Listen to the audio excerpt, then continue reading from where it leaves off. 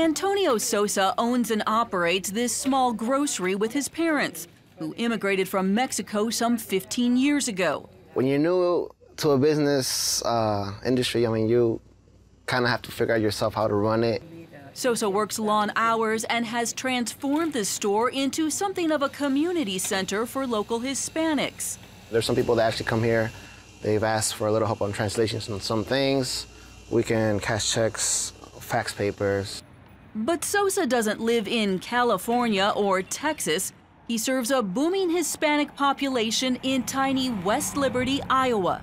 This community of close to 4,000 represents a new wave of Midwest diversity. Many Latinos in Iowa originally came for jobs in agribusiness, but now are beginning businesses of their own. And they're adding an economic vitality to a state that could use it. I would suggest to community look at this as an opportunity. Another issue that I hear all across the state of Iowa from employers is that there's a real concern about workforce shortage. University of Iowa consultant Jeff Schott says towns that have welcomed Latinos reap economic dividends. West Liberty Mayor Chad Thomas agrees. I think if we didn't have the Hispanic community here, we'd have a lot more empty businesses downtown. And West Liberty is not alone. In counties across the state, Latinos make up 5% or more of the population, and they're re-energizing the communities they live in. It's the case in Storm Lake, where 1/3 of the residents are Hispanic. When you look at other rural communities that struggle to keep their schools open, that have to consolidate school districts, that struggle to keep heads on the beds in their homes and things like that, we have a housing shortage. We have a growing school district. In fact, some families have moved to West Liberty because of the diversity in its schools. It offers a dual language program for all 12 grades. Bilingual teachers teach in Spanish for half the day and in English the other half.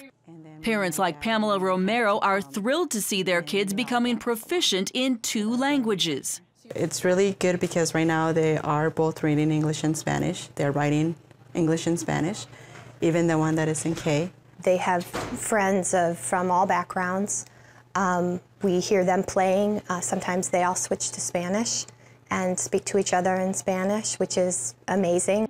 West Liberty classrooms contain more Hispanic children than Caucasian. Across the state, the Latino population grew 82% in the last 10 years, and non-Hispanics increased by less than 2%. Even with those numbers, the Latino growth in Iowa is no recent trend. It started in the 1980s, when packing plants like Tyson Foods in Storm Lake recruited workers outside the state. Eventually, these workers brought their families, bringing even more growth. Now, second and third generations are starting their own businesses, boosting the state's economy once again. Augustine Quiros works with his parents in their tortilla shop. He's also getting a technical degree just in case the business doesn't make it, but he says he much prefers working with family. It's a pleasure, actually, because I'm not working for someone else, so it's a lot better. Town leaders with substantial Hispanic growth point out their communities are not bicultural utopias. Storm Lake has worked for decades figuring out how best to meet immigrant needs. Has it come with challenges? Absolutely.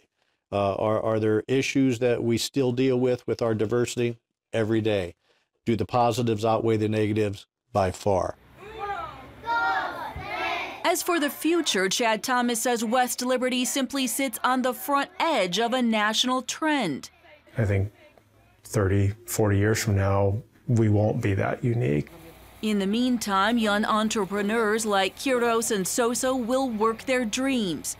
Each have plans to expand and build their businesses. I just hope it just gets better. I mean, who doesn't want to have their own family flourish, right? On one level, it's simply the American dream playing out yet again. But this wave of diversity rolling through the Midwest carries enormous stakes, both for our country's economy and a new understanding of what it means to be a melting pot. Reporting in Iowa, Heather Sells, CBN News.